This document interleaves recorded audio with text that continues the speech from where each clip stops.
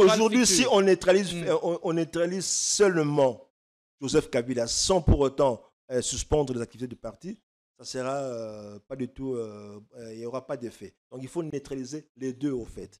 Les deux.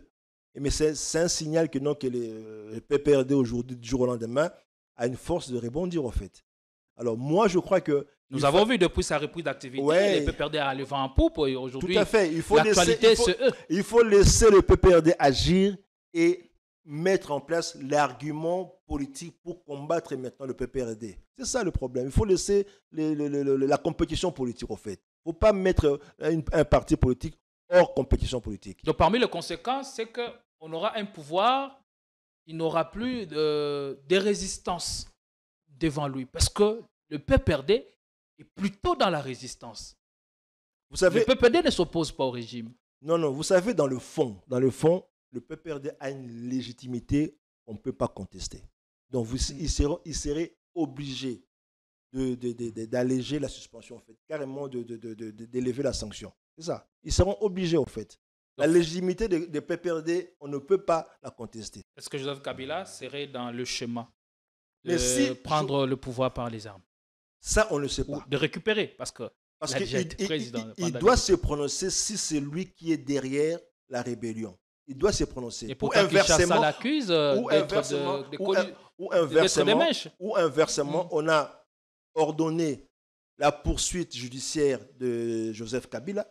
Ils doivent démontrer maintenant les preuves palpables pour dire que, non, que tiens, c'est Joseph Kabila qui est derrière Nanga, qui est derrière Bizumo. Il faut le démontrer. À l'heure actuelle, il a droit à la présomption d'innocence. Totikala Setseko Ndenali Puta na wax de Maman Moseka Metoko Maka légende na 3.5 4.5 to 5.5 $. Signature Yalibela et Tikali inoubliable avec le wax de Maman Moseka.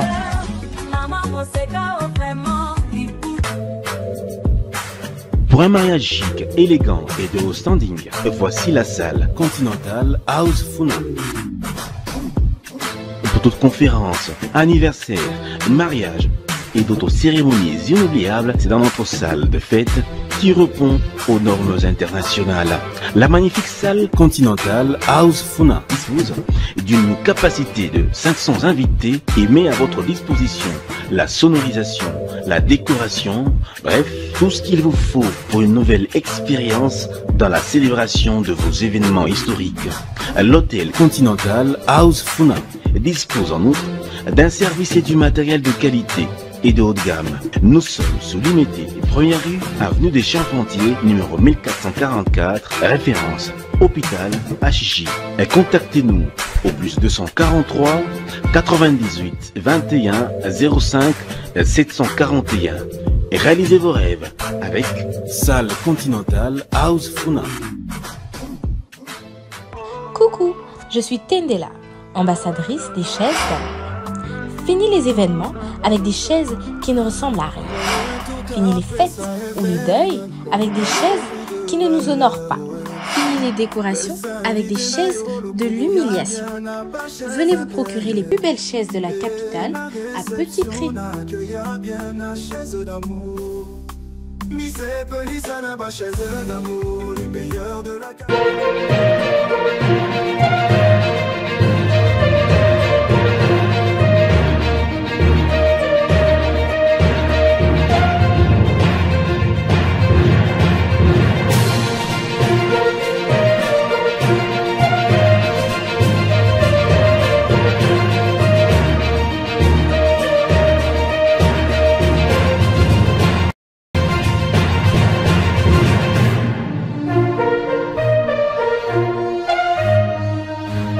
Le Parti du peuple pour la reconstruction et la démocratie PPRD en cycle suspendu.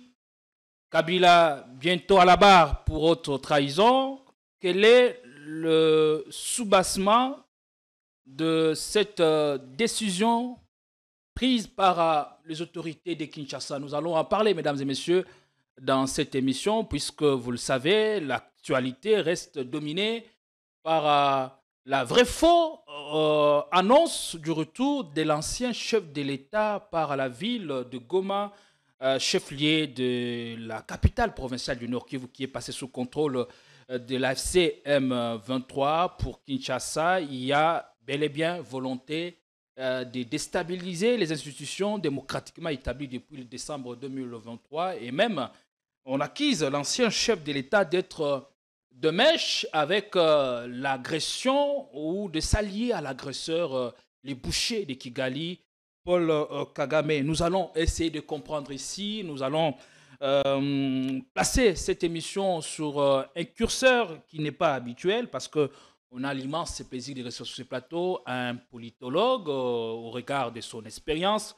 dans l'arène politique. Il va nous éclairer la lanterne de milliers de Congolais qui sont en train de nous regarder en ce net moment. Bienvenue à toutes et à tous. Vous êtes sur Politicon, la force du détail. Nous ne le dirons jamais assez. Politicon RDC reste les canaux indispensables pour rester informé et développer votre pensée critique et participer activement aux discussions qui animent notre société. Tant de questions que nous allons nous poser et puis nous allons placer un mot sur la disparition du pape François depuis ce matin.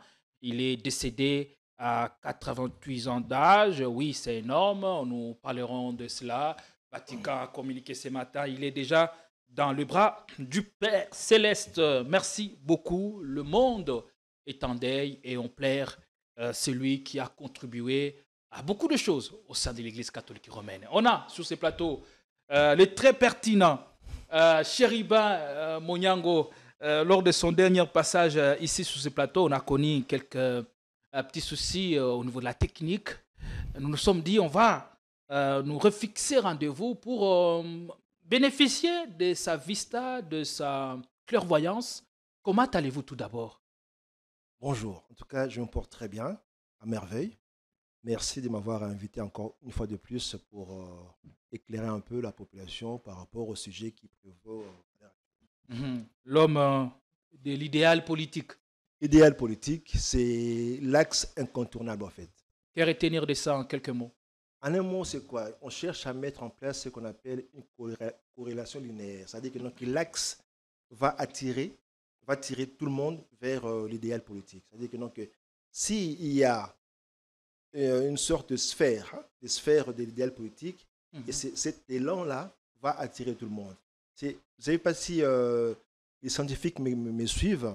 En statistique, ce qu'on appelle corrélation linéaire. L'axe, et tout autour de l'axe, il y a des relations, des traits, et ils seront tous attirés par l'axe qu'on appelle la corrélation linéaire. C'est-à-dire que on sera tous attirés vers l'idéal politique. C'est-à-dire que il faut qu'on laisse dans ce pays un axe qui sera appelé idéal politique. C'est-à-dire que les acteurs doivent rencontrer les desiderata du peuple souverain. C'est un peu ça, en fait. Et à l'heure actuelle, le peuple ne sait pas qui peut diriger ce pays. Et les dirigeants politiques s'en fichent un peu d'aller rencontrer le peuple qui souffre à l'heure actuelle. Et vous êtes, il y a un fossé entre les dirigeants et la population congolaise à l'heure actuelle. Il y a un fossé parce qu'il n'y a pas d'intérêt, au fait, de ce rapprochement. Et vous êtes porteur de ce grand projet qui semble être refondateur depuis combien de temps? Ça, c'est depuis juin 2015. Depuis juin 2015, nous avons constaté que ce soit le régime en place, que ce soit l'opposition, tous ce sont les oiseaux de même plumage, en fait. Il n'y a pas du tout de vision ni d'offre politique qui peut correspondre aux attentes du peuple souverain. C'est un peu ça. Alors, on s'est démarqué depuis juin 2015. On s'est dit que non. À l'époque, il y avait le régime de Kabila. On a vu l'opposition de l'UDPS. Et quelques années après, les deux partis politiques qui ont la même idéologie politique, ce sont des sociodémocrates, en fait, qui sont en opposition. Et ça ne sert à rien d'aller accompagner deux partis politiques de même pensée politique qui soient en opposition. Alors, c'est malheureux pour le peuple. Alors, on s'est démarqué pour dire que nous devons avoir un nouveau Congo dirigé par de nouveaux Congolais. Voilà, c'est un peu ça. Et quand vous parlez de nouveaux Congolais, quelle est l'image que vous gardez de l'homme congolais actuel et les travaux que vous projetez peut-être pour les prochaines années afin d'avoir un nouvel homme congolais qui sera à même de relever tous les défis auxquels nous sommes confrontés? En fait, le Congolais actuel a subi un effet d'éviction organisé par les dirigeants politiques. C'est-à-dire qu'ils sont là, on les a écartés volontairement pour ne puissent pas comprendre la sphère politique. On se dit que la politique est réservée par des mafieux, en fait. C'est réservé pour des mafieux, entre guillemets. Hein. Alors le peuple ne comprend rien. Ça ressemble de plus en plus à ça. Ça s'empire, en fait. Ça s'empire parce qu'on voit que c'est toujours une bande de copains. C'est la mafia, en fait, à l'heure actuelle. Ça fait 30 ans que ça existe. Alors on doit vraiment expliquer, vulgariser la politique afin que les Congolais puissent savoir qui peut nous diriger. Aujourd'hui, on ramasse tout le monde pour diriger le Congo. Il y a des mandataires, il y a des ministres qui n'ont pas qualité d'occuper certains postes. Alors c'est malheureux. Donc nous, la première préoccupation, c'est vraiment attirer le peuple pour savoir c'est quoi la politique. Pourquoi on doit accepter à être dominé ou à être dirigé ou administré par une tierce personne. C'est ça le premier objectif. Après, par la suite, on doit mettre vraiment un point sur le casting.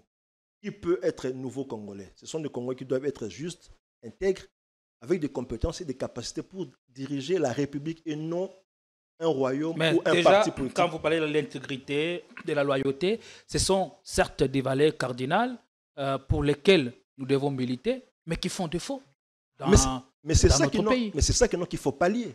C'est ça qu'il faut pallier. Moi, je ne peux pas aujourd'hui dire que tiens, nous avons le pouvoir et j'ai un frère ou une jeune sœur qui n'a pas de compétences. Malgré cela, la personne sera déjà quelque part. Non, nous, on refuse cela.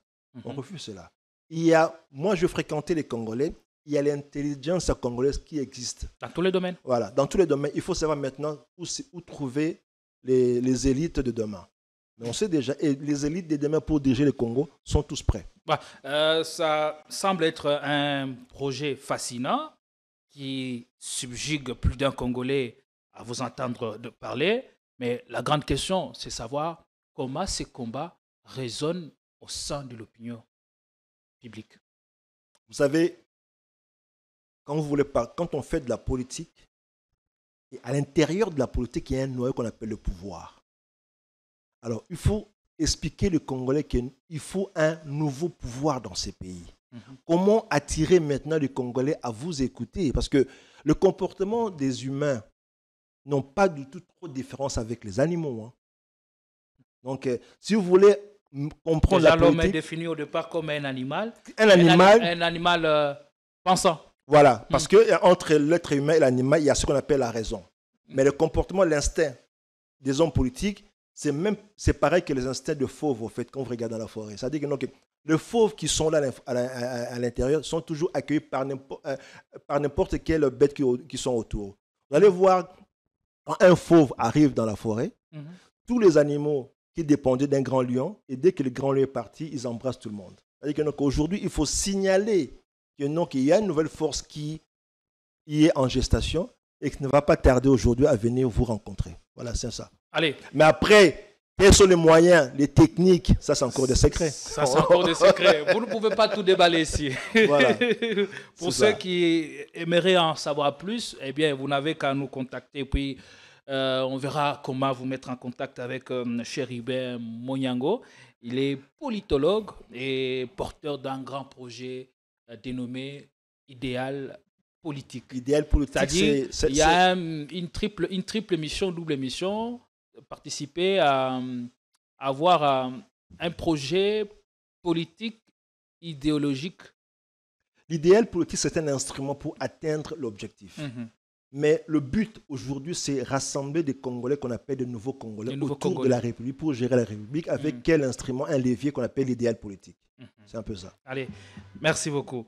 On prendra tout le temps d'en savoir un peu plus dans C'était une émission beaucoup plus élaborée. Ouais, aujourd'hui, nous vous avons appelé spécialement pour aborder le grand sujet d'actualité qui reste dominé par l'annonce du retour au pays de l'ancien chef de l'État, Joseph Kabila Kabange, lors de sa dernière interview en Afrique du Sud. Il avait abordé un certain nombre de questions et même appelant Tshisekedi à la solution, puisque selon lui, il estime que l'actuel chef de l'État est problème et solution à cette crise que nous sommes en train de vivre dans l'Est du pays. Et puis dès lors, Joseph Kabila a entrepris des démarches, il a mis au devant de lui la diplomatie, reçue par plusieurs chefs d'État africains, ses pairs. Eh bien, et après cela, il a dit retourner au pays par la partie orientale et conseillé vivement par les anciens chefs d'État africains. Aujourd'hui, le débat, c'est autour de l'ancien chef de l'État et de son implication dans la rébellion qui secoue de plein fouet notre pays. Allez, on va prendre une autre lecture avec vous. Oui. Allez, déprime d'abord, en aimant, l'échec épatant. Les pays n'arrivent pas à colmater les brèches. Nous sommes restés au point mort. En aimant ou en démon, les trois causes majeures de cette léthargie. Mais la première cause, ça remonte au premier jour de la prise du pouvoir par Félix Tshisekedi en 2019. Parce qu'il faut sécuriser le pays, utiliser l'armée comme instrument de la diplomatie dès les premiers jours. Donc, on a préféré se lancer dans les travaux de 100 jours et négliger la défense du territoire. Et cette culture de négliger l'armée a duré pendant 3 ans, jusqu'à ce qu'on a commencé à perdre Bunagana au premier semestre de l'année 2022. Et c'est là maintenant on se rend compte qu'il faut sécuriser le pays et investir dans l'armée. On a mis en place la loi de programmation pour la défense nationale, on a doublé les budgets, des choses comme ça, mais c'était un peu tard en fait. Et on ne sait pas comment est-ce qu'il remédie à l'heure actuelle. Et vous allez voir que on a perdu la bataille militaire et la diplomatie s'est affaiblie. Parce que l'instrument de la diplomatie, c'est l'armée. Mais on dit la diplomatie si vous avez plus a été actionnée. Oui, et c'est grâce à la diplomatie aujourd'hui qu'on sait savoir qui nous agresse. Non, c'est pas ça en fait. La diplomatie de Tshisekedi à l'époque, c'était une diplomatie qu'on peut qualifier d'écran de fumée en fait.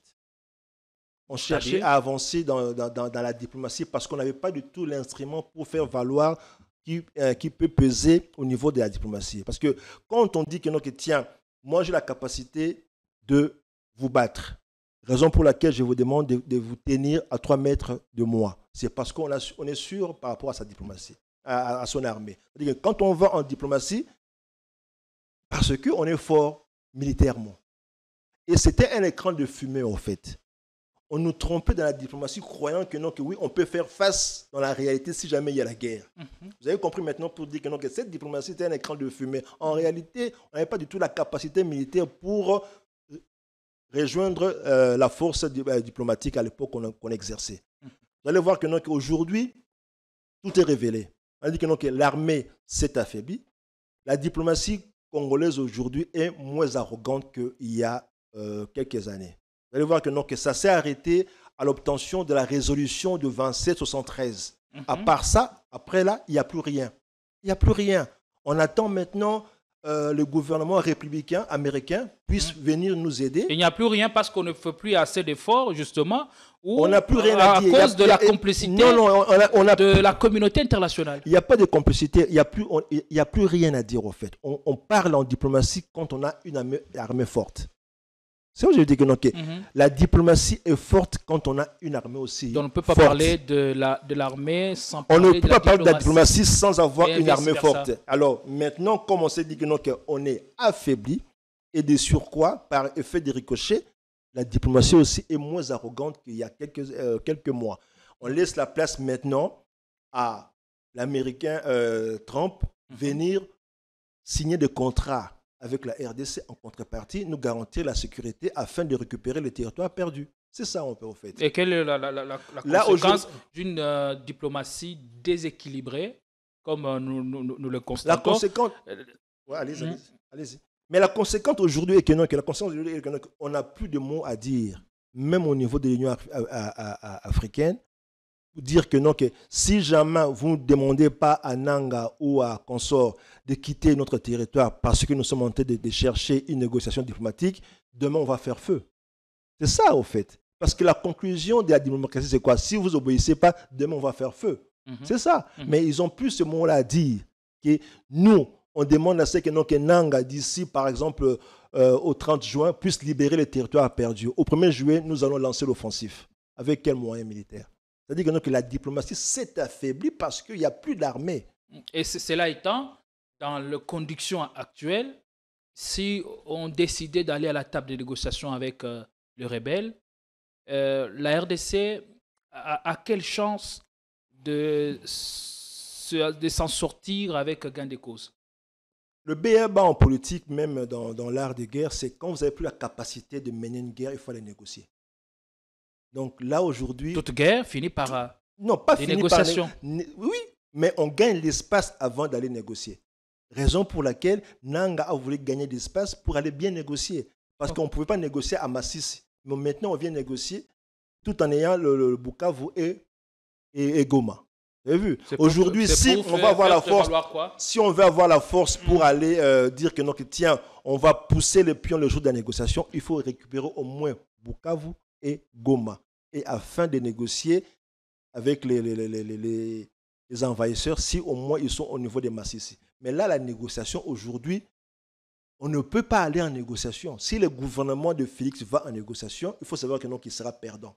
La négociation aujourd'hui est déconseillée au gouvernement de Félix. Est-ce que là, ce n'est pas une lecture minimaliste de la situation où il faut essayer de voir le contexte géopolitique aussi qui s'y greffe? Non, il n'y a pas de contexte géopolitique à l'heure actuelle. Il n'y en a pas. C'est-à-dire que si vous allez négocier, vous allez perdre, en fait. On ne peut pas les négocier. On laisse les Américains venir signer des contrats en échange de retrouver l'intégrité territoriale. C'est-à-dire qu'avec le moyen militaire que les Américains peuvent nous octroyer, et là, on pourra maintenant aller récupérer nos territoires perdus. C'est-à-dire que si on va aller en négociation dirigée à Doha ou à l'Union africaine, la RDC, le gouvernement de Félix, sera toujours perdant. Parce qu'il a perdu beaucoup d'espace. Il aurait pu négocier avant que Goma et Bukavu puissent tomber. Mais il a refusé de négocier. À l'époque, on disait qu'on ne peut pas parler avec ces marionnettes des M23, des AFC. Mais maintenant, les discours, nous sommes maintenant dans de couloirs où on prépare les négociations entre le gouvernement et l'équipe de rebelles qu'on appelle entre guillemets AFC et M23. Ils sont en négociation qui sont encore entre les techniciens de deux camps, au fait. Alors vous dites, dans les conditions actuelles, si on essaie de négocier, le gouvernement de Kinshasa sera perdant. Qu'est-ce qu'on perdrait exactement? On va perdre premièrement notre territoire et la souveraineté économique. Et c'est là maintenant il y a le bas blesse. C'est-à-dire que économiquement, on perdra beaucoup pour exploiter tout ce qui est à l'Est. C'est-à-dire que nous avons perdu de surcroît la communauté, la souveraineté économique parce que le territoire, il y a 3 territoires, je crois, qui sont entre les mains de rebelles. Donc, aller négocier... Est-ce que ne faudrait-il pas faire valoir ou tenir compte de la capacité de ceux qui vont négocier pour la partie congolaise, puisque lors des négociations, il y a des concessions qui sont faites. Il y a des avantages qu'on laisse et aussi sur quoi on reste intransigeant. Est-ce qu'il ne faut-il pas mettre ici en lumière l'équipe devant négocier pour la partie congolaise, qui est un aspect non moins de moindre? Écoutez, si on doit aller négocier, je répète encore une fois, on sera perdant. Le mot d'ordre à l'heure actuelle, on a conseillé à notre gouvernement de ne pas négocier. Entre-temps, on ne pourra pas négocier. On peut rester à s'emparer des territoires. Mais c'est ça que continue à ériger un nouveau régime.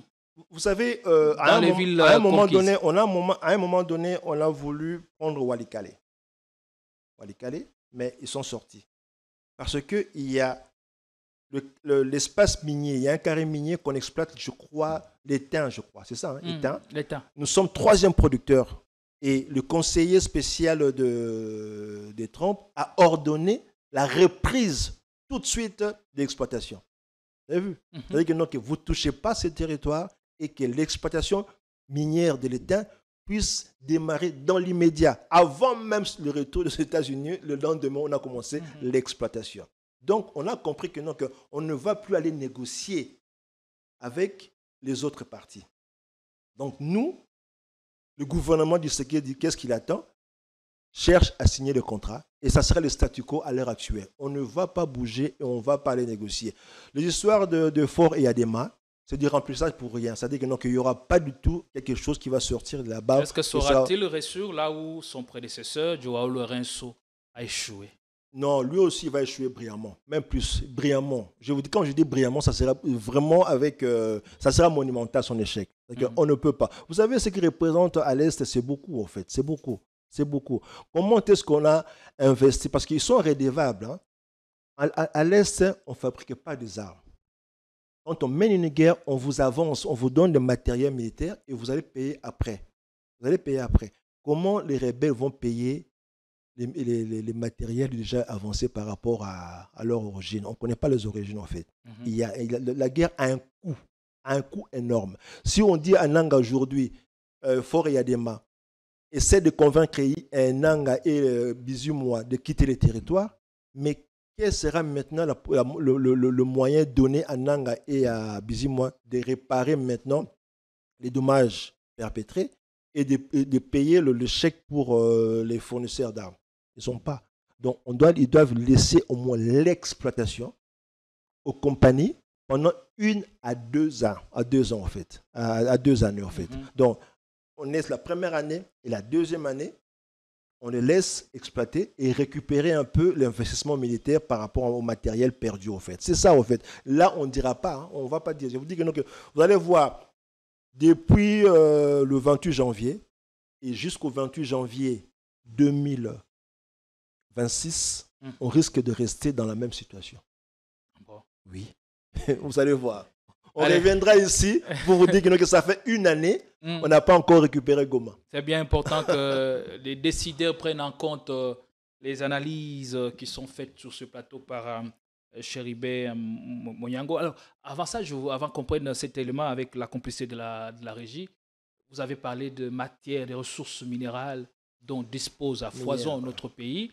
Mais je pose ici la question, ils ont des devoirs à domicile, Nana Yebi éteint, Nana Yebi diamant à l'état brut, Nana Yebi cobalt à l'état brut, Nana Yebi toutes les ressources, les matières premières dont nous disposons à l'état brut. Ça fait quand même mal, puisque à notre place, un Américain de 2 ans connaît la valeur, même ces ressources à l'état brut. Mais ici, on a tout. Mais nous ne prenons pas suffisamment le temps de savoir qu'est-ce que nous avons les plus chers. Allez, nous allons prendre cette vidéo, c'est un reportage de nos confrères de France 24. Et puis nous allons venir ici pour demander ce qu'en pensent les invités. C'était en 2019. Au terme d'une présidentielle discutée, le président Kabila passait le relais au nouveau président Félix Tshisekedi. Des sourires et une transition en douceur suivie d'un gouvernement de coalition. Mais celui-ci n'allait pas durer. En décembre 2020, le président Tshisekedi annonçait la fin de l'accord, une première rupture. Une nouvelle rupture encore plus franche s'est produite samedi soir après la visite présumée de Joseph Kabila à Goma. Aucune image n'est disponible, mais le gouvernement de Kinshasa l'a très mal pris. Dans la soirée, un communiqué du ministère de la Justice annonçait des poursuites contre Joseph Kabila et ses complices responsables du PPRD-FCC pour leur participation directe à l'agression menée par le Rwanda à travers le mouvement terroriste AFC M23. De son côté, le ministère de l'Intérieur a annoncé la suspension des activités de ce PPRD, la formation politique de Joseph Kabila, située désormais dans l'opposition. Nous avons malheureusement une multitude d'informations et de faits qui cristallisent le fait que l'ancien président de la République, Joseph Kabila, qui est leader de ce parti politique, a des accointances avec non seulement le groupe terroriste qui est utilisé par l'armée rwandaise, c'est-à-dire le M23, mais aussi qui a des accointances avec l'armée rwandaise.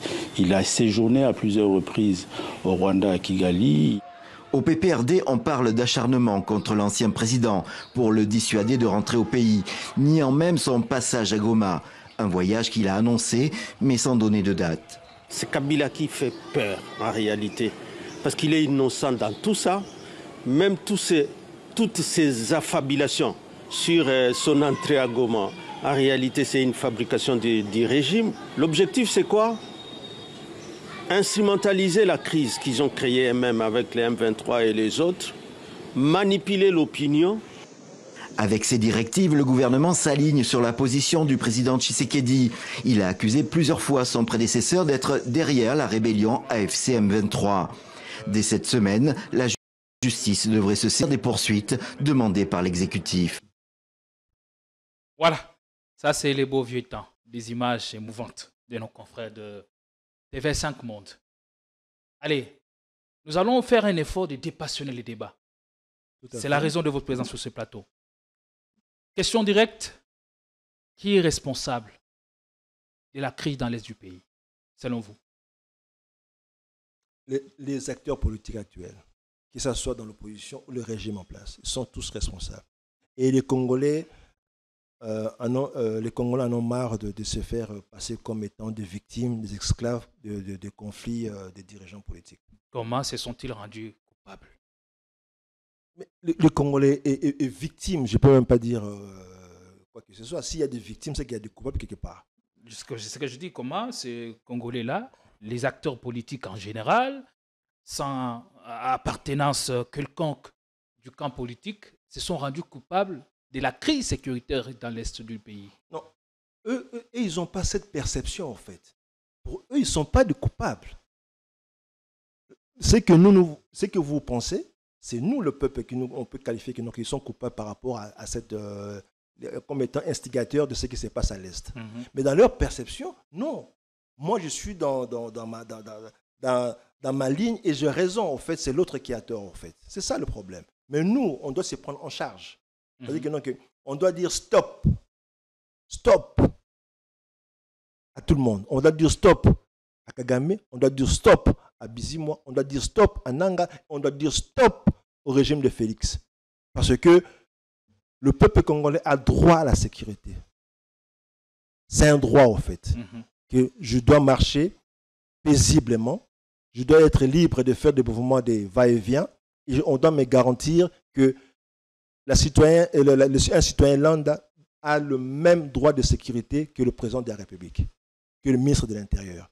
Et on ne peut pas dire que non, que tiens, à l'Est là-bas, les gens qui sont coupables, ils sont auteurs de ce que nous vivons là-bas, c'est que les rebelles. Non, non, non, non. Le gouvernement aussi est responsable de ce qui arrive à l'Est. Alors, parlant du récent développement de la crise, remontons un peu dans le temps, à partir de la chute de Bunagana jusqu'à ce jour. Oui. Quels sont les acteurs clés de cette escalade? On a tout perdu.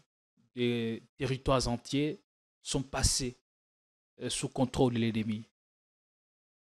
Qui en est responsable? C'est le gouvernement congolais, le premier responsable. Il n'a pas pu défendre son territoire. Le premier responsable, c'est le gouvernement congolais. Il n'a pas pu sécuriser l'étendue de la RDC. Le premier responsable, c'est notre armée. C'est notre armée qui n'a pas sécurisé les territoires et les Congolais. Le Kinshasa accuse Kabila d'être le véritable financier de la AFC M23. Il y a eu un accord qui a été mis à mort en décembre 2020, je m'en souviens encore, comme si c'était hier. Est-ce que cette crise politique entre FCC et Cash nous a conduit à cet état des choses? Ce n'est pas une crise politique, c'est une crise de pouvoir. La politique, c'est quand on essaie maintenant de faire appartenir dans le clan la population. Okay. Mais dans cette crise-là, il n'y a pas du tout de population. C'est entre les acteurs. Donc, on va dire que c'est une crise de conquête de pouvoir. C'est-à-dire que ils se sont convenus de détenir le pouvoir, de partager le pouvoir. Parce que quand on parle de FCC Cash, le peuple n'est plus dedans. Donc, on ne parle plus de politique. On se dit, tiens, nous devons maintenant détenir le pouvoir pour aller organiser la politique. C'est-à-dire que nous sommes victimes de conflits de détenteurs du pouvoir. Ce que nous voyons aujourd'hui, c'est l'autre qui tient le pouvoir et il empêche la reconquête du pouvoir. C'est un peu ça. Quand on doit conquérir ou reconquérir le pouvoir, c'est tous les moyens. Les élections, la tricherie, je suis désolé, et avec les armes.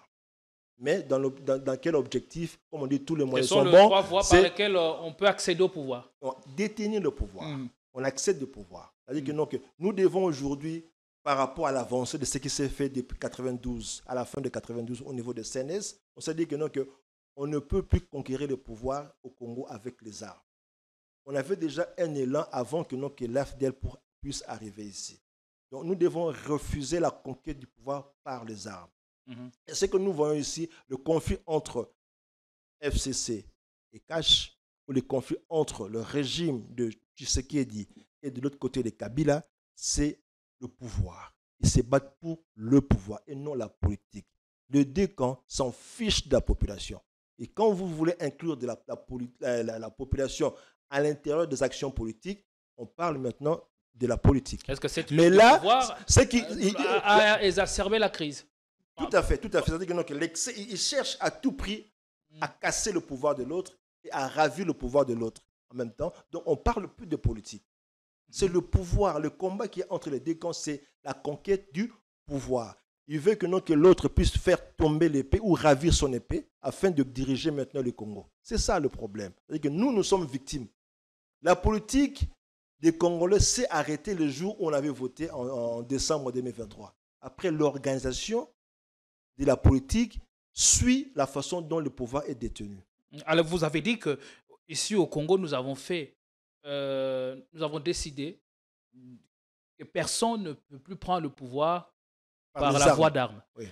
Et vous voulez soutenir ici que l'ancien chef de l'État serait dans un schéma du genre.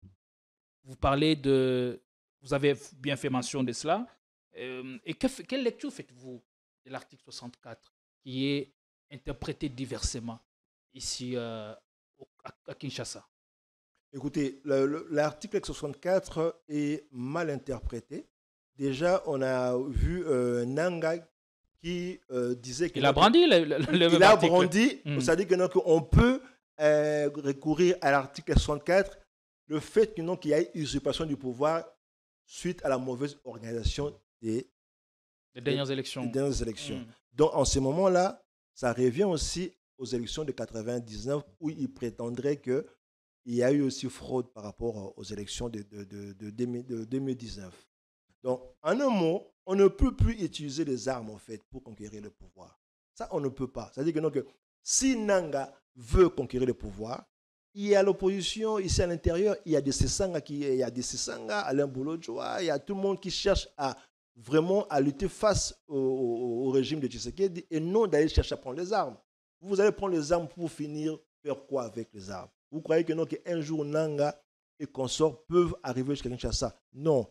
Tout ce qu'on cherche, c'est à nuire et à gagner de l'espace afin d'aller bien négocier. La négociation aujourd'hui, on ne veut pas que Félix puisse gagner ou Nanga puisse perdre et inversement que Nanga puisse gagner ou Félix puisse perdre. C'est pour ça que Donald Trump applique la neutralité au fait. Il n'est pas pour le régime de Félix, il n'est pas non plus pour ce qui se passe avec AFC et le M23. On regarde l'accord fait par Kinshasa. On regarde pour l'instant, on ne sait pas qu'est-ce qui va se passer les jours à venir. On est en train de regarder à l'heure actuelle. C'est-à-dire que nous, demandons à ce que qu'on ne puisse plus recourir par la voie des armes pour détenir le pouvoir. Aujourd'hui, il faut savoir que même les Nations Unies, on a vu les Nations Unies quand ils ont empêché les États-Unis à attaquer l'Irak, mais le droit international a été bafoué à l'époque. C'est-à-dire que tout peut arriver. Tout peut arriver. Mais nous refusons, mais tout peut arriver. Est-ce que Joseph Kabila serait dans le schéma de prendre le pouvoir par les armes? Ça, on ne le sait pas. Ou de récupérer, parce qu'il doit se prononcer si c'est lui qui est derrière la rébellion. Il doit se prononcer. Et pourtant, Kinshasa l'accuse d'être des mèches. Ou inversement, on a ordonné la poursuite judiciaire de Joseph Kabila. Ils doivent démontrer maintenant les preuves palpables pour dire que tiens, c'est Joseph Kabila qui est derrière Nanga, qui est derrière Bizimungu. Il faut le démontrer. À l'heure actuelle, il a droit à la présomption d'innocence. Le démontrer avec quelle preuve pour étayer sa participation directe à l'AFCM 23? Il faut demander à Constant Moutamba, le ministre de la Justice, qui dit que qu'il faut poursuivre et poursuivre Joseph Kabila, voire même aller jusqu'à aller suspendre les activités du PPRD. C'est à lui de prouver tout ça. Le PPRD, c'est lié à la rébellion aussi. Il y a un risque si jamais il n'y a pas assez de preuves. Parce qu'on risque tôt ou tard de tomber sur un plein contentieux. Okay. C'est dangereux pour le Congo aussi. Il faut vraiment aller prouver, sinon, d'ici 10 ans, il peut y avoir un plein contentieux, même s'il n'y a plus de régime de Félix. On peut attaquer le gouvernement congolais, même s'il n'y a plus Félix, même s'il y a Constant Moutamba. Il y a un risque qu'on puisse nous attaquer en plein contentieux. Qui dit plein contentieux, il faut réparer. Il faut indemniser la partie en question. La partie en question. PPRD suspendu. Quand je dis partie, la partie juridiquement parlant. Justement, en fait. Ouais. Joseph Kabila bientôt à la barre pour trahison. Alors, vous êtes politologue, vous êtes mieux placé pour éclairer la lanterne des milliers de Congolais qui vous regardent en ce net moment. Et quelles sont les conséquences de la suspension du PPRD sur le plan politique en RDC? Au fait, d'abord, il faut savoir pourquoi ils ont fait ça. Il faut qu'il y ait une lecture derrière. Qui est-ce qui se cache derrière la suspension de PPRD? On dit silence coupable, activisme avéré de son initiateur à l'insurrection. Non, ça n'a rien à voir. Ça n'a rien à voir. Ça n'a rien à voir. On anticipe, comment dirais-je, l'émergence de nouveau de PPRD. Parce que si on laisse PPRD faire des mouvements de va-et-vient par rapport à l'organisation de leur parti politique entre Goma et Kinshasa, ça ne sera pas du tout bien pour l'Union sacrée, par exemple. Vous avez vu? Donc, on anticipe, on dit que non, que vous n'allez pas du tout bouger. Parce que si vous bougez, demain, il y aura la force de PPRD qui sera de retour. C'est ça un peu le problème. C'est-à-dire que non, c'est plutôt le pouvoir qui tente de freiner. Mettre à mal Kabila et son parti. Peut-être pour des... on fait les deux. On fait les deux. Des échéances... voilà, même aujourd'hui, si on neutralise seulement Joseph Kabila sans pour autant suspendre les activités du parti, ça sera pas du tout... il n'y aura pas d'effet. Donc, il faut neutraliser les deux, au fait. Les deux. Mais c'est un signal que le PPRD aujourd'hui, du jour au lendemain, a une force de rebondir, au fait. Alors, moi, je crois que... Nous avons vu depuis sa reprise d'activité, le PPRD a le vent en poupe. Aujourd'hui, tout à fait. L'actualité, c'est eux. Il faut laisser le PPRD agir et mettre en place l'argument politique pour combattre maintenant le PPRD. C'est ça le problème. Il faut laisser la compétition politique, en fait. Il ne faut pas mettre un parti politique hors compétition politique. Donc, parmi les conséquences, c'est qu'on aura un pouvoir, il n'aura plus de résistance devant lui. Parce que le PPRD est plutôt dans la résistance. Vous savez, le PPRD ne s'oppose pas au régime. Non, vous savez, dans le fond, le PPRD a une légitimité qu'on ne peut pas contester. Donc, ils seraient obligés d'alléger la suspension, en fait, carrément d'élever la sanction. C'est ça. Ils seront obligés, en fait. La légitimité des PPRD, on ne peut pas la contester. Avez-vous des soucis avec votre chaîne YouTube? Seventh Angel Agency, SA Agency, met à votre disposition un service spécialisé avec des experts certifiés. Audit complet et vérification approfondie de votre chaîne, gestion efficace et professionnelle de vos chaînes YouTube, suivi complet de votre monétisation. Votre monétisation a été coupée? Pas de panique. Nous mettons en place une stratégie sur mesure pour vous aider à récupérer la monétisation rapidement. Création complète de votre chaîne YouTube. Gestion sécurisée des accès à votre compte et possibilité de migration vers une autre adresse email en toute sécurité. Profitez d'un service réactif, certifié et professionnel dès maintenant. Contactez-nous dès aujourd'hui au +243 841 972 496. L'artère centrale de Kindu. Un géant congolais a pris ses quartiers dans cette villa. Voici le siège local du DRC Gold Trading dans le Maniema. Inauguré il y a tout juste une semaine, ces locaux n'ont pas chômé. Dans cette enveloppe inviolable, le gouverneur des provinces remet symboliquement au DGA de DRC Gold 50 kilos d'or réalisés en un temps record. Nous prenons la parole au nom de son Excellence, Maître Joseph Kaziba, directeur général de DRC Gold Trading, actuellement pris par d'autres charges d'État et qui ardemment avait souhaité prendre personnellement part à cette cérémonie, à peine mise en place. Et en dépit des difficultés d'ordre opérationnel, DRC Gold Trading est heureuse de vous annoncer qu'il sera procédé ce jour à l'exportation via le circuit officiel de près de 50 kilos d'or répartis en 2 lots. Chaque lot, bien sûr, comprenant 25 kilos. 50 kilos en une semaine. Exploit et signe de fierté pour le Maniema qui n'avait jamais exporté le moindre gramme d'or depuis des lustres. Pour marquer la cérémonie de lancement de cette première exportation officielle, DRC a sorti le grand jeu. Autorités politiques, chefs religieux, activistes de la société civile et négociants ont été conviés à la cérémonie parce que l'entreprise tient à jouer la carte de la transparence.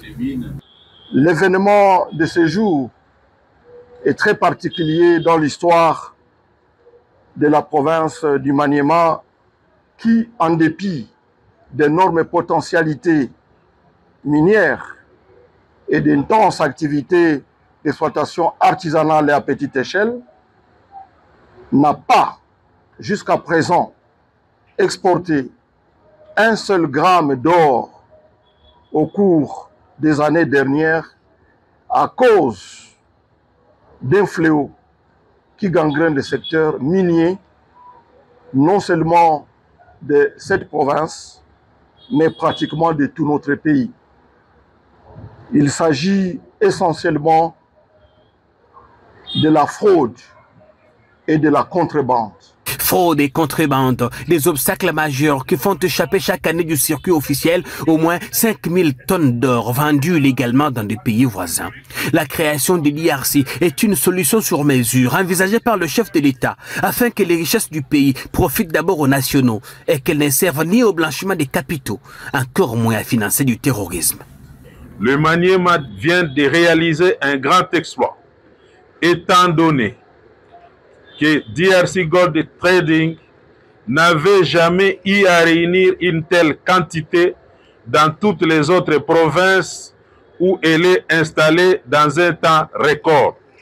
À travers cette exportation, la province du Maniema est désormais inscrite dans les livres d'or parmi les provinces qui produisent et exportent de l'or.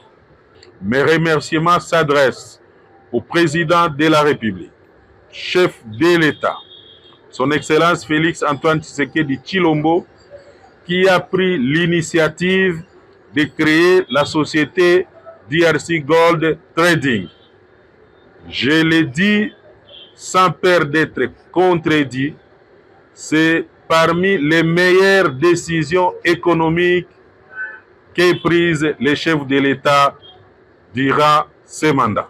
Pour 2025, DRC Gold Trading nourrit l'ambition d'exporter au minimum 16 tonnes d'or d'extraction et à petite échelle. Ça représente près d'1,5 milliard de dollars. Il faut dire qu'après la fermeture de ces bureaux de Bukavu suite à la guerre, la société, déjà présente à Kalemi, Buta et Siribunia, compte miser sur Kindu au regard de ses premières statistiques encourageantes. Les succès de l'ex-primaire à Gold ne se limitent pas qu'à la traçabilité. L'entreprise a également permis une meilleure redistribution de revenus au profit des exploitants artisanaux, souvent marginalisés par les circuits traditionnels. On ne le dira jamais assez. DRC Gold Trading est une société publique. L'État congolais y détient 55% de parts sociales, contre 30% pour les faux miniers et 15% pour la GECAMI. C'est-à-dire que donc, le PPRD, c'est un parti politique qui a quand même un ancrage national. Donc si aujourd'hui vous interdisez, parti politique, voilà, si vous interdisez le PPRD de ne pas du tout agir politiquement, vous finirez. Mobutu a fait ça avec UDPS. Mobutu a fait ça avec UDPS. In fine, il a fait quoi? Ils finiront par lâcher au fait. Là, ce sont des mesures conservatoires en fait, pour essayer un peu d'acculer la partie adverse en fait. Est-ce que c'est pris au bon moment? Oui, effectivement, c'est au bon moment. Au bon moment parce qu'on a vu la sortie d'Obeminaku, de Chadar qui s'est préparé. Du jour au lendemain, on suspend les activités. Mais la suspension arrive au moment où la presse internationale annonce la présence de Kabila, la prétendue présence de Kabila à Goma. Pour l'instant, Joseph Kabila n'a encore libéré sa parole, aucune photo, aucune image. Les prouve ceci. Sur base de quoi on se fonde vous savez, mettre gravement Joseph Kabila en cause. Vous savez la décision de suspendre les activités de PPRD. Il faut qu'on trouve une décision de ministre de l'Intérieur. Il faut qu'il y ait un arrêté ministériel. Parce qu'on a demandé au ministre Chaban d'exécuter cela. Mais il faut savoir que quand vous regardez notre constitution, on a garanti aux Congolais d'avoir un parti politique et d'exercer librement leur parti politique. Cette décision-là est anticonstitutionnelle. Donc on peut l'attaquer du jour au lendemain devant le Conseil d'État ou devant le Conseil d'État et ça sera annulé. Je crois que Chadar, il est docteur en sciences administratives, je crois, et politiques et sociales, je crois. Et on doit attaquer cette décision dans les 6 mois, en fait. Devant le Conseil d'État annulera cette décision. Là, si vous laissez ça, ça sera la suprématie du pouvoir exécutif. Donc, à l'heure actuelle, la seule solution, ça sera attaquer parce que le droit d'exercer les mouvements, les activités des partis politiques, c'est garanti par notre constitution, en fait. Voilà. Avant de parler de l'ancien chef de l'État qui est accusé par Kinshasa de parrainer, de soutenir l'M23, il y a Corneille Nangaa qui est présenté comme le coordonnateur de l'Alliance Fleuve Congo, mouvement créé après les élections du décembre 2023. Ouais. Je m'appuie sur vos analyses. Serait-il dans l'option de prendre le pouvoir, dans l'option de chasser Tshisekedi du pouvoir, ou dans l'option de faire ceci ou reprendre part à la table des négociations et voir dans quelle mesure intégrer les institutions? C'est la troisième option en fait. Parce que Nangaa et consorts n'auront pas assez de souffle pour mener une guerre jusqu'à Kinshasa. En fait. Je crois qu'ils ont fait un grand pas pour traiter d'égal à égal avec le gouvernement central et voir comment est-ce qu'on peut travailler. Il faut savoir que Nangaa ne viendra pas dans un gouvernement d'union nationale. Ça sera l'affaiblissement du mouvement. Et inversement aussi, intégrer Nangaa dans notre gouvernement national, il faut savoir que ça sera un risque parce que vous allez céder à beaucoup de conditions qui émaneront de M23 et AFC. C'est ça le problème. Donc, il ne faut même pas rêver qu'il y aura un jour de gouvernement où il y aura des membres des Unions sacrées avec AFC et M23. Non, il n'y aura pas ça, il n'y aura pas ça, il n'y aura pas ça. Mais on cherche juste à venir négocier pour dire comment est-ce qu'on peut mettre en sorte une sorte de concorde nationale, en fait. Parce qu'il nous faut une concorde nationale. Il ne faut pas simplement une cohésion nationale. Il faut la concorde nationale. C'est dans l'agir et non pas dans le mot. Voilà, donc c'est ça. La concorde nationale, c'est avec ça qu'on doit récupérer le territoire. Parce que sans concorde nationale, ben, écoutez, ça sera le statu quo, on va rester comme ça. Parce que quel est l'intérêt aux membres de M23 et consorts à venir participer au gouvernement, gagner $50 000, $40 000 par le ministre? Parce que là, il peut gagner même plus que ça. Donc, ce n'est pas ça, en fait. Il n'y a pas d'intérêt économique. Ok, ici, nous avons l'impression que le gouvernement vise plutôt individuellement le bien-être des acteurs politiques et non les collectifs. Okay. Alors, c'est à nous maintenant, le peuple, de trancher entre le pouvoir en place de régime de Tshisekedi et les rebelles. Nous ne voulons plus de ce régime qui ne garantit pas du tout notre sécurité. Nous ne voulons plus non plus des envahisseurs qui cherchent à conquérir le pouvoir au détriment de pertes humaines. Il y a eu 10 000 morts ou 3 000 morts, je crois qu'à Goma, depuis le 28 janvier jusqu'à ces jours. Il y a des milliers de morts. Tout ça pourquoi? Pour la conquête du pouvoir. Non, on ne veut plus de conquête du pouvoir et nous ne voulons plus un gouvernement qui ne garantit pas du tout la sécurité des peuples congolais. Allez, merci beaucoup. Maintenant, on va parler de la présence de Kabila à Goma et aussi de son implication. Allez, si Kinshasa accuse, je ne suis pas en train de fabuler. Ce sont des accusations venant de responsables, de membres du gouvernement. On a suivi tantôt le ministre en charge de l'Intérieur, Jacques-May Chabani, qui a dit c'est basé sur des informations qu'ils ont à leur possession. Aujourd'hui, que Kabila est accusé d'être le véritable financier de la FCM 23. Alors, pouvons-nous encore parler de l'agression rwandaise, d'une rébellion ou d'une opposition armée, comme Tshisekedi l'avait dit il y a quelque temps, ou enfin en présence d'un conflit armé internationalisé? Non, il faut savoir ce qui se passe à l'Est, c'est complexe au fait. C'est très complexe. Le représentant de la Chambre des représentants américains, et c'était quoi? C'est Sun, je crois. Lors de son passage. Lors de son passage, il y a quelques semaines, je crois un mois, a expliqué un peu ce qui se passe là-bas. Pourquoi il a rencontré Paul Kagame? Pourquoi il a rencontré la branche militaire? Question d'avoir un tableau complet de la situation. C'est pour dire que il y avait un argumentaire de chaque groupe pour vous dire que la guerre est complexe. Il y a un volet militaire, il y a un volet politique, il y a un volet aussi de l'action de nos voisins.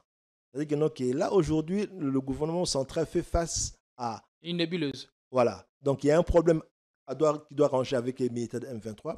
Il y a un problème avec Paul Kagame qui dit que les Congolais d'origine Tutsi sont réfugiés chez lui parce qu'ils sont maltraités par Félix Tshisekedi. Ça, c'est le premier point qu'il faut résoudre. Maintenant, le M23 dit qu'on s'est convenu il y a quelques mois et le président de la République n'a pas respecté nos accords parce qu'on devrait occuper le territoire de l'Est et mettre en place 2 divisions. Et Nangaki maintenant qui vient dire politiquement, si je prends les armes parce qu'il y a une mauvaise gouvernance et en prétextant la légitimité fondée de son action par rapport à l'article 64. Donc c'est un peu 3 branches qui se passent, 3 têtes devant le gouvernement de Félix Tshisekedi. C'est pour ça que on voit à un moment donné, on peut dire que tiens, on abandonne le volet de M23, on parle maintenant de la politique. Après, on dit que ce n'est plus la politique, c'est Kabila qui est commanditaire de l'action politique et de l'action militaire. C'est-à-dire qu'en même temps, il est avec M23 et en même temps, il est avec l'action politique tenue par Nanga. Tout ça, il faut démontrer. Et dans la diplomatie il faut démontrer. Préventive, quel discours avoir, comment y répondre? La diplomatie de qui? La diplomatie de couloir, comment ou répondre à ce qui semble comme être presque une énigme à l'international. Il n'y a pas de digue. Mais la seule solution, comme je dis, il faut que les acteurs qui sont pour nous les insurgés de ce qui se passe à l'Est doivent laisser les Congolais décider de leur avenir. C'est que nous ne voulons plus de régimes qui laissent les Congolais mourir à l'Est. Nous ne voulons plus non plus des rebelles qui viennent tuer pour avoir le pouvoir au Congo. C'est-à-dire que c'est révolu. C'est révolu. Ni l'argumentaire de Paul Kagame a été démontré. Hein. Son argumentaire a été démontré. Ça ne passe plus en Europe, même aux États-Unis. M23 aussi, c'est révolu. Nanga aussi prend les armes. Moulele a commencé ça dans les années 60, je ne sais même combien. Il n'a pas pu arriver au pouvoir avec les militaires. Mobutu a réussi, mais il n'y a pas eu effusion de sang. Il faut faire attention. Mobutu a fait un coup d'État sans effusion de sang. Mobutu n'a pas tué les Congolais pour arriver au pouvoir le 24 novembre 1965. Parce que le contrôle il n'y a pas eu... Non, c'était un coup vraiment réfléchi avec beaucoup d'intelligence. Okay. C'est ça. Et mûri pendant au moins 2 ou 3 ans. C'est pas du jour au lendemain. Mais il a profité aussi de la crise politique entre. Voilà, c'est pour ça que la crise. C'est la même configuration. Si la crise politique perdure, il risque d'être résolu par un mouvement qui, jusqu'à aujourd'hui, reste un fantôme. Allez. Parce qu'on souhaiterait. On ne peut plus avoir un gouvernement qui ne garantit plus la sécurité des Congolais. Et nous ne supportons plus les rebelles depuis. La rébellion de MSC, RCD Goma, on supporte plus. Nous ne voulons plus de ce régime. Nous ne voulons plus non plus des acteurs qui viennent avec les armes, ni aussi la quête de l'hégémonie Tutsi dans les Grands Lacs. On ne supporte plus ça. C'est que nous voulons aujourd'hui que les Congolais puissent bâtir un nouveau Congo par des nouveaux Congolais. Et là, je rejoins maintenant Alain Boulodjoa et la refondation du Congo par Dédé Sesanga. Allez, la dernière question. Dans ces conditions, les élections de 2028 sont-elles hypothétiques ou elles vont bel et bien avoir lieu? Les élections sont incertaines. Parce qu'on s'est convenu depuis les 2 précédentes élections qu'on doit plafonner les élections à 1 milliard, entre 800 millions et à 1 milliard de dollars. Et de cela, il faut mettre de côté chaque année 200 millions de dollars. À l'heure actuelle, nous n'avons pas du tout de réserves pour commencer déjà à anticiper les préparatifs de 2028. Il n'y a rien, tout est parti avec l'effort de guerre. Même s'il y a la paix... On a un budget colossal de plus de 16 milliards de dollars. Oui, mais on peut puiser dans ça pour les dépenses financer les élections ou demander aux bailleurs de fonds de les faire, comme ils ont fait lors des dernières élections. Non, les bailleurs de fonds ne vont pas financer les élections de 2028 parce qu'il y a une mauvaise gouvernance. Il y a une mauvaise gouvernance parce que le FMI essaye toujours d'avancer des fonds, mais ils ne vont plus avancer des fonds pour les élections. Déjà, on n'était pas du tout en bon terme vers le dernier trimestre de 2023 pour financer les élections. On a été puisé ailleurs sinon on allait avoir un glissement. D'accord. Les élections de 2028, je suis désolé, mais sont incertaines. Et le glissement, ça ne sera pas du tout possible. Donc, la situation à l'horizon 2028 est chaotique déjà. Et comme si les élections sont incertaines, comment l'accord, le glissement va être négocié? Ce sera là la capacité du pouvoir en place, de pouvoir trouver peut-être l'astuce et mettre tout le Congolais ensemble pour qu'il n'y ait pas crise ou bain de sang. Sans la concorde nationale, on ne va pas arriver.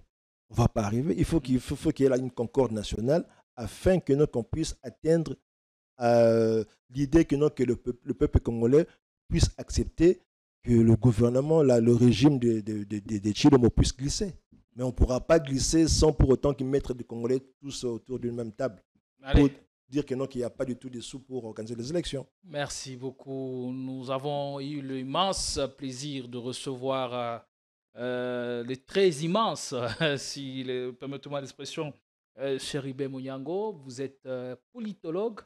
Vous avez longtemps vécu à l'étranger avant de regagner votre pays pour participer à la quête de l'idéal politique. Une précision. Je suis